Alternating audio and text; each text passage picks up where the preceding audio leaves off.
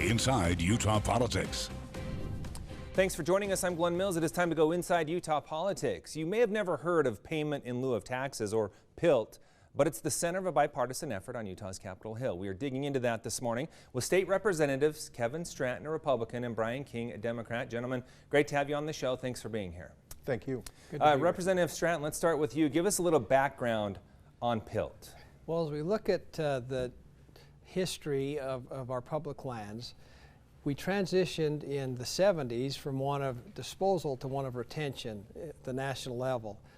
For about 20 years, through the 50s, 60s, 70s leading up to that, there was a notion of, okay, look, if we're going to hold on to these lands, we need to recognize that there's a revenue impact on those jurisdictions that generally, as you look across the nation east of Colorado, where you have 95 or greater lands in the private sector, privately held, those lands do go a long way in providing governmental services, essential governmental services, and funding education.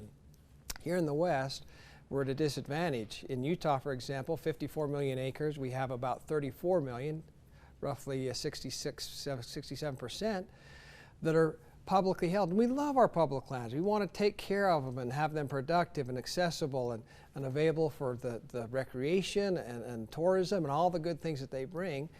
We want to be productive and healthy, but that creates a real disparity for funding in terms of education, in terms of essential governmental services, and our overall quality of life. And so PILT, payment in lieu of taxes, was a companion piece of legislation passed federally that said in lieu of divesting and keeping those public lands in the federal estate, we're going to pay those jurisdictions, the states and counties and so forth, as if those lands were in the private sector. So that's what payment in lieu of taxes is.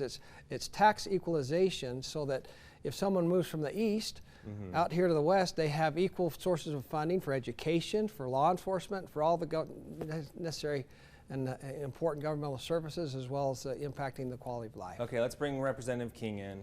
Talk about this PILT formula that was put together and how it adds up when you talk about the tax equivalent of what those lands, as Representative Stratton said, 66% of our lands here in the state of Utah. What's the difference there?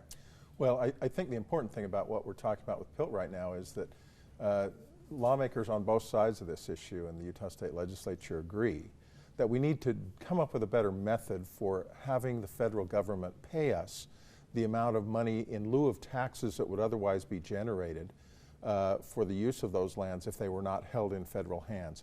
We can't tax federal lands, is the bottom line. So that money that other states have that's generated by property taxes and that's used to pay for their education for their kids, used to pay for their roads, used to pay all sorts of things that people really value, we don't have the ability in the West to do that with 2/3 of our lands off the table.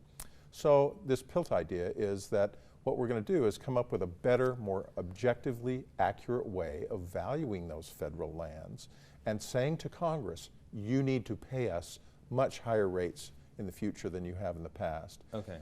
I want to get more into that in a minute, but first let's talk about the disparity here. How much are we talking? What are the estimates? How much are we missing out on the PILT formula versus what the tax would be coming in? Well, last year we brought in about $40 million to the state of Utah from PILT payments. We estimate that if actual payments had been made in lieu of taxes that would have been generated, the amount would have been at least 10 times that. It would have been more like $500 million, closer to $500 million. And that's what we're trying to do, is come up with a better way of valuing those lands. Okay, Representative Stratton, what are the ways you're looking at using technology and other sources to get a better value on those lands?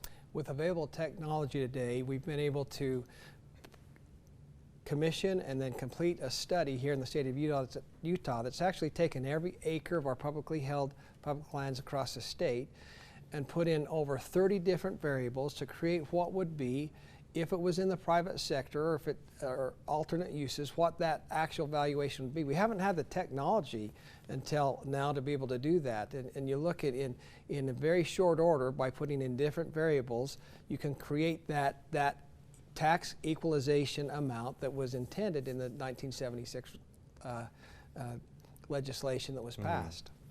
Representative King, you mentioned we could be up to 10 times that amount. I believe is what you said. Right. What's the likelihood of really cashing in on that? I mean, we already know the deficit problems we have on a federal level. Right.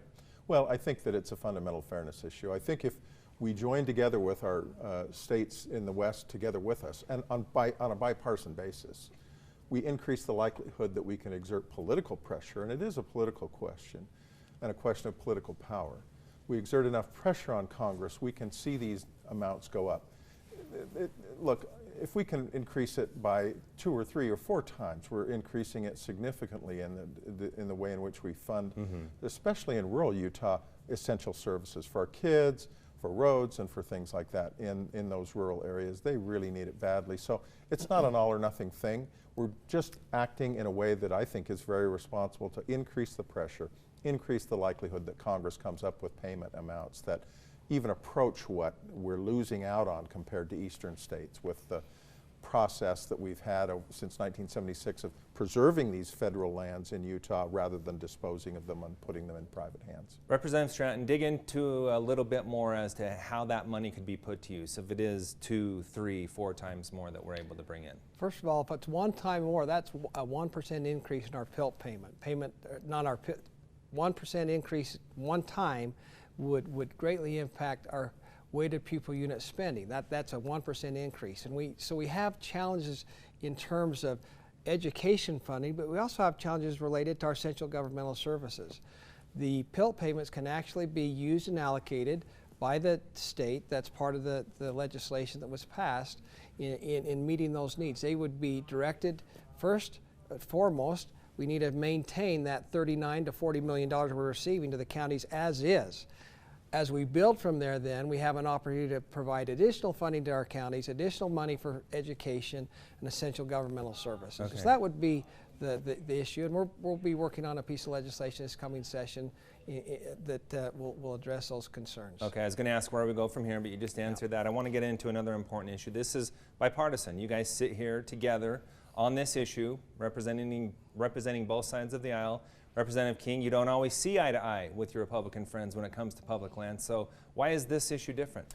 Well, we've had real disputes in the past about whether it was appropriate to transfer publicly held lands to the state or to private interests. That's something that we've disagreed with our Republican colleagues about. But on this, I don't think that there's much question. Everybody agrees what Congress intended back in 1976. And that was that the payment in lieu of taxes program would put us on an even level playing field with our states to the east that have 90, 95+% of their lands in private hands and can generate property tax revenue from that.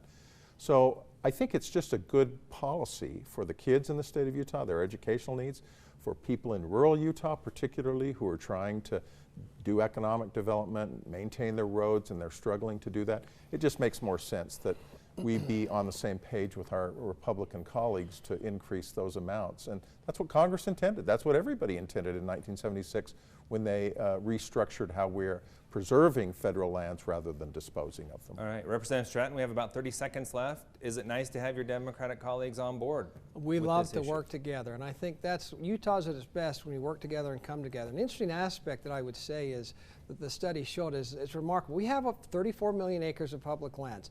A small fraction of one of those million, 217,000 acres, are inside our city limits, for example, the 249 city limits.